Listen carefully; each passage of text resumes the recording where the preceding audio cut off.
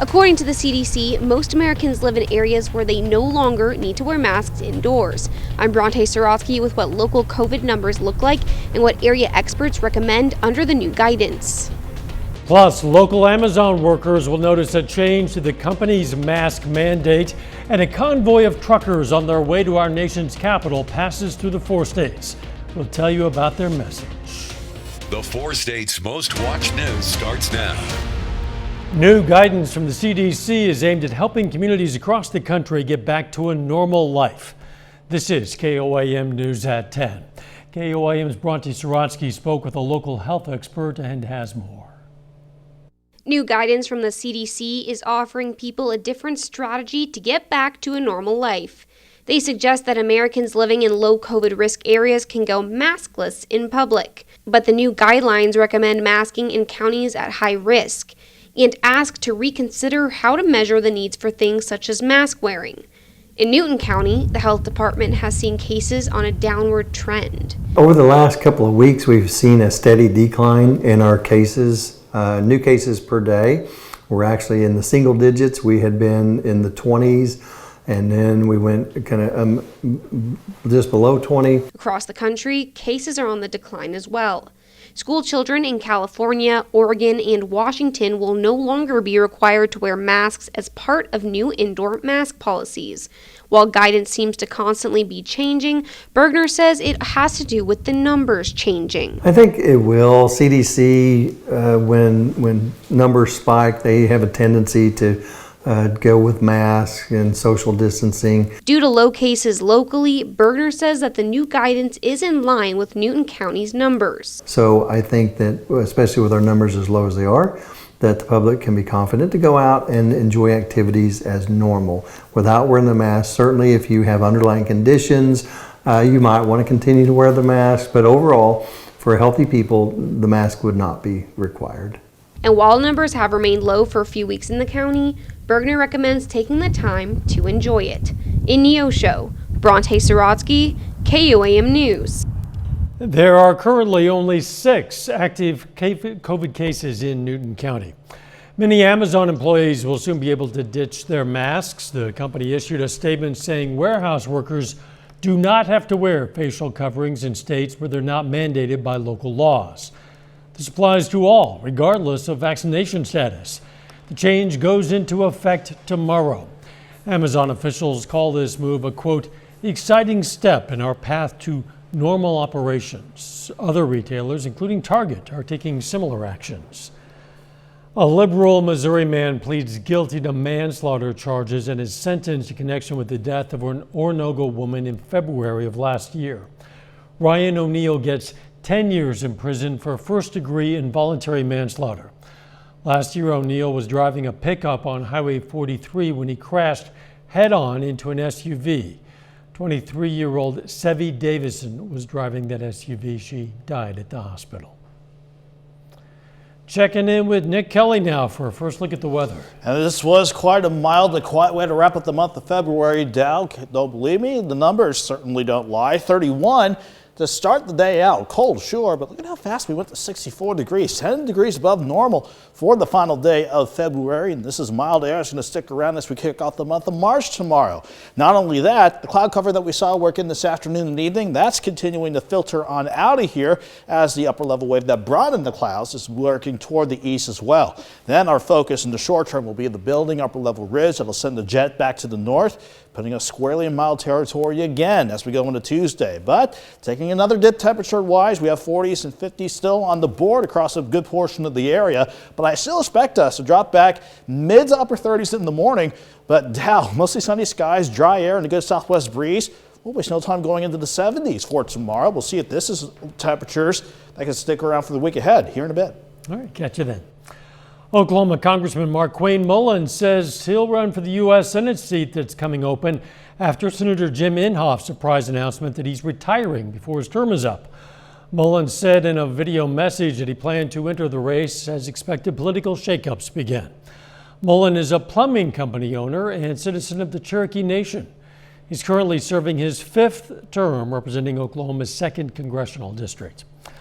Convoy rolled through the area today en route to Washington, D.C. The miles-long group of trucks, RVs, vans, and other vehicles is called the People's Convoy. Left California 1 week ago, heading to Washington, calling for an end to the COVID national emergency that the group says led to overreaching mandates. The route was lined with supporters of the convoy, some even joining the convoy itself. People like Josh Reese, who brought his family down from Montana. They're going all the way to DC. They're skipping out on their jobs and everything. And I've got a wife and 4 kiddos, and then my sister-in-law came along. So, it's been great. We just wanted to come for a couple days and support those guys and just let them know we love them, and Montana's supporting them. And People's Convoy planned to stop tonight in Cuba, Missouri, following a rally in St. Robert. From there, they'll continue the journey to our nation's capital, expecting to arrive on March 5th. People gathered along overpasses along the interstate to show their support for the convoy. Some waved flags and handmade signs. One supporter said their goal is to raise awareness of what they see as government overreach in imposing pandemic-related mandates. One protester told us, quote, "It's our God-given right to do with our bodies as we please." BP wants to appeal a court's decision that allowed Mulberry, Kansas to sue over soaring natural gas prices last year. BP filed 2 documents last week that indicate it wants to shut down a lawsuit filed by that small Crawford County town. One document seeks permission to appeal a February 8th ruling by Chief District Judge Lori Bolton Fleming before the case goes to trial. In that ruling, Fleming removed the Mulberry City government from the lawsuit, but allowed individual residents to proceed with the action, which claims BP's price hikes during a deep freeze in February of 2021 were price gouging. The second court document outlines BP's belief that it cannot be sued by the residents because they don't buy their gas directly from BP. Still ahead, the latest on the war in Ukraine and how you can talk to your kids about what they're seeing about the war on TV or online. Make your home more comfortable. The International Criminal Court will launch an investigation into possible crimes against humanity in Ukraine. The country held talks with Russia today, but there was no real progress as the war marches on. Natalie Brand reports from Capitol Hill on the day's developments. Sirens sounded in Kiev Monday night as a massive Russian military convoy moved within 17 miles. A U.S. defense official says forces could surround Ukraine's capital city within days, but that's still behind schedule. The Russians have not only experienced a stiff and determined resistance by the Ukrainians, but logistics and sustainment problems of their own. Russia shelled the country's second largest city, Kharkiv. The attacks did not slow after 5 hours of talks between Ukrainian and Russian delegates. They plan to meet again soon. Russia again warned its nuclear forces were on high alert. And we think provocative rhetoric like this regarding nuclear weapons is dangerous, adds to the risk of miscalculation. The U.S. informed the United Nations it will expel 12 diplomats from Russia's mission to the UN, accusing them of espionage. The UN General Assembly started meeting for a rare emergency special session, the first in 40 years. Now we can save Ukraine, save the United Nations, save democracy.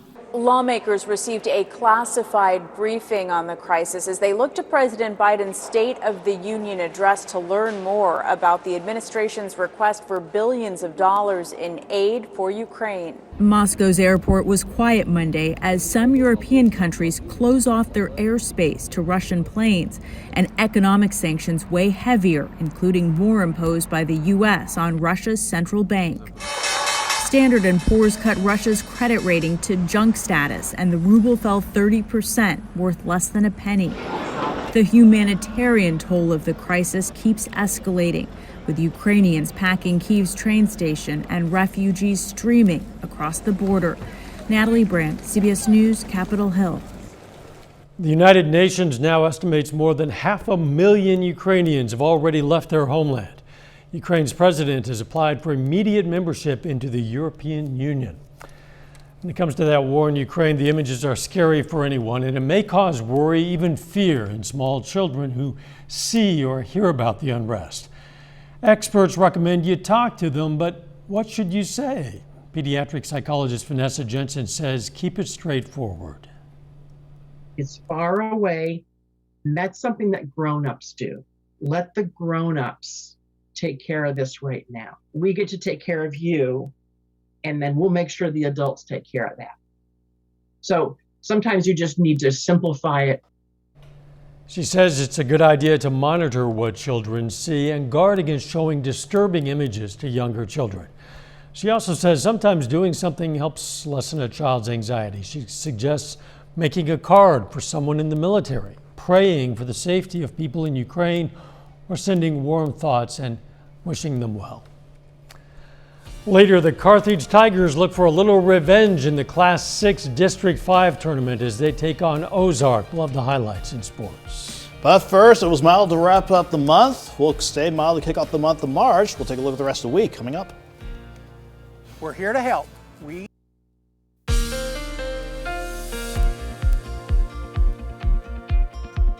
kept things nice and quiet, not just to wrap up the month, but it's going to stay that way as we kick off the month of March starting tomorrow. The live shot from Indigo Sky outside of Seneca, Missouri shows quiet skies up top, and the cloud cover that we've seen all afternoon and evening long finally beginning to clear on out, especially in our southern counties. But despite the clouds, we trended quite a bit milder compared to the lower 50s that we saw to wrap up the weekend the other day. We had to take a detour back near 30 this morning across much of the area, but wasted no time going back to about 63, make that 64 degrees for the official high at Joplin Regional this afternoon. So overall, the month of February this go around had 15 of the past 28 days, including today, above normal. We'll certainly take this February compared to last February, where everybody certainly remembers and likely wants to forget that brutal Arctic blast that held a firm grip over us throughout the middle of the month last year. Thankfully, no cold temperatures like that on the way, but we got a few changes down the road that we're keeping an eye on, but nothing threatening out there right now. 52 in Joplin with mostly clear skies filtering back in. A south-southwesterly breeze at 10 miles per hour. As far as temperatures across the rest of the region, some lower 50s are trying their best to hold on, but we're seeing some more 40s, even a couple of upper 30s popping up on the board. And that's pretty much showing where everybody's going to go throughout the course of the night. Even with mostly clear skies, that south to southwest breeze at 5 to 10 miles per hour means it'll be another cold start in the morning with temperatures back in the 30s, but not as cold as this morning. And that same breeze with the dry air means we're going to warm up pretty fast as we go through the day tomorrow. Before we look at where we're going and where we are right now in the overall setup, not much happening here. At the surface, we have just an area of high pressure over, let's say, Shreveport, Louisiana. That is keeping that southwest breeze in place for tonight. What brought us the clouds today is this quick upper level wave that's finally working across the state of Iowa and even northern parts of Missouri. In the short term, this upper level ridge certainly aiding and keeping us mild for much of the week. Then we got those lows out in the Pacific. Those are the ones that we're watching come this weekend. We'll see what they have in store for us in a few, but the short term staying perfectly quiet with mostly clear skies taking hold as we go through the course of the night. And even with the mostly clear skies, that southwest breeze means most of us will only drop back near 38 degrees to start the morning out, especially in Joplin. Most of us, though, let's say middle to upper 30s. But with the dry air still in place, it may not be ideal for outdoor burning tomorrow, but with that south breeze in place and mostly sunny skies, we'll quickly go to 65 by noon in Joplin, 72 for the afternoon high. Everybody's fair game to go into the lower, if not the mid 70s for Tuesday afternoon. So to start the month of March, tomorrow's looking pretty good. In fact, the upper level ridge with partly to mostly sunny skies keeps us in at least the lower 70s for Wednesday and Thursday.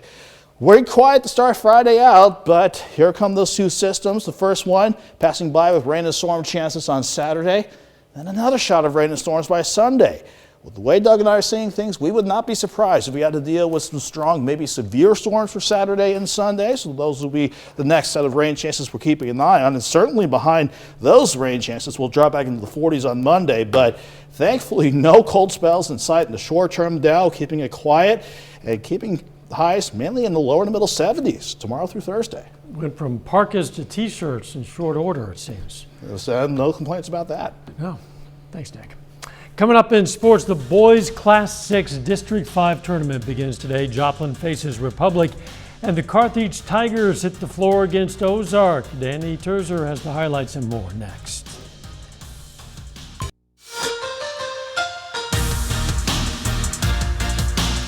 The Class 6 District 5 tournament kicks off today on the boys' side. Some really big matchups in the first round.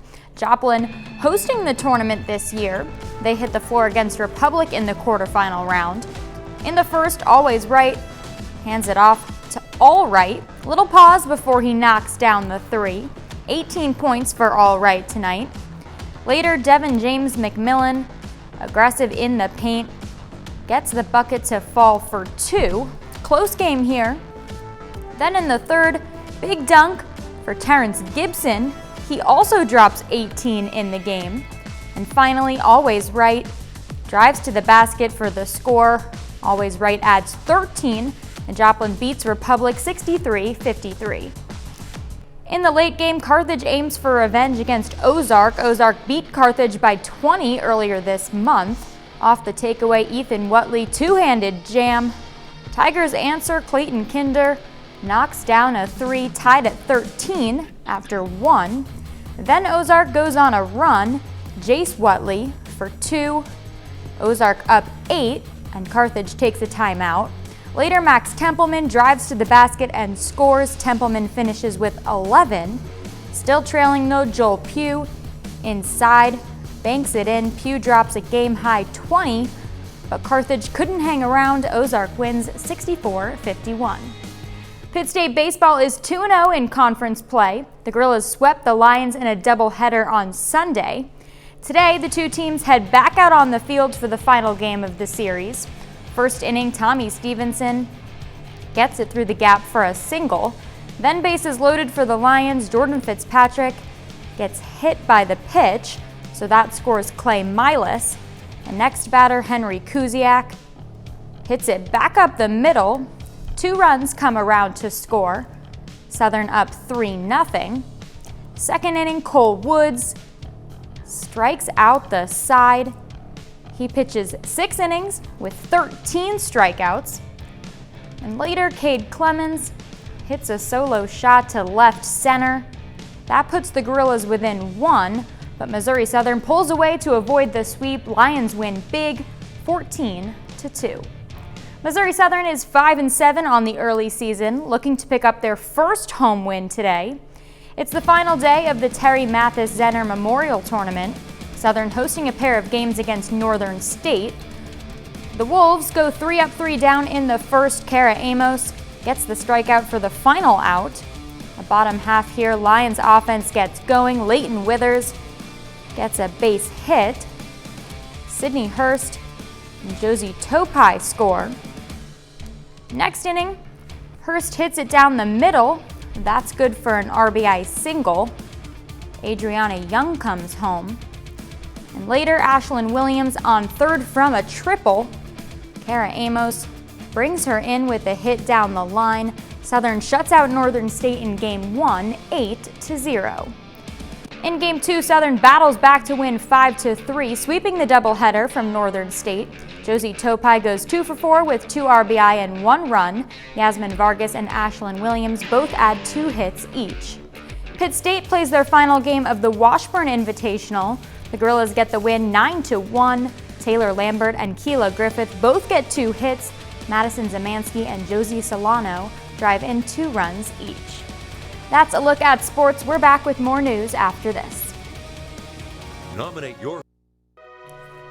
Take time now to honor a local veteran. Private First Class Neo Thomas served in the U.S. Army. He's from Grove, Oklahoma. Now, we are proud to salute Private First Class Neo Thomas, tonight's 4-state hero. You know, you can learn about lots of other heroes from all across this area, more than 3,000 of them in our database. You can look them up by name or by hometown. You can also submit a hero of your own anytime. It's very simple to do. You just go to our website. That's KOAMnewsnow.com. Southeast Kansas musician saw his career receive quite a boost following an appearance on American Idol. Photojournalist Danielle Kemp caught up with Nuke Bushner to find out where his career is headed. 6 a.m. Just got up to start the day. We started doing things. We started playing some shows, and I've traveled the country. I've been everywhere. I've been from the East Coast to the West Coast and played about every little bar you can imagine. Traveling through all these towns and stuff, it really feels good to when I pull up in a small town and I come to a bar and it's like the small town vibe, just like where I come from, and it's a good feeling. It ain't been long. We're proud of Nuke. Just everything, the ups and downs he's had to go through to get where he's been, and has not gave up. You couldn't ask for a better guys. He doesn't give up. My mom was kind of she was the rock of the whole family, and losing her, I would say it kind of made me go harder, you know, because she said, well, I know you're going to make it big, but I might not be here to see it, and that hit me harder than hell. I'm just super proud of him and just the way he's doing things. He's conquered a lot, ups and downs, and he's made it through the bottom all the way to, he's headed to the top. Crazy thing is, you know, I never thought that I would make it this far. I really didn't. Just coming from where I come from and from a small town, things like this don't happen. In this lonely house of mine. Nuke Bushner, remember that name? You might be hearing it some more in the future. The weather looking nice this week, Nick. Yeah, mild numbers, definitely more of that in our future for sure. Tomorrow, mostly sunny. A dry air mass may not be good for outdoor burning, but we'll take a high of 72 after a cold start in the morning. We'll stay mild even with rain chances sneaking in by the weekend. Yeah, it looks nice, really, for foreseeable future. Final sports note. Joplin advances to the district semifinal. They will play Nixa, who's the #1 seed, on Wednesday. Very good. Thanks for joining us. Don't forget the morning show starts at 5 a.m. and let's make it a great tomorrow.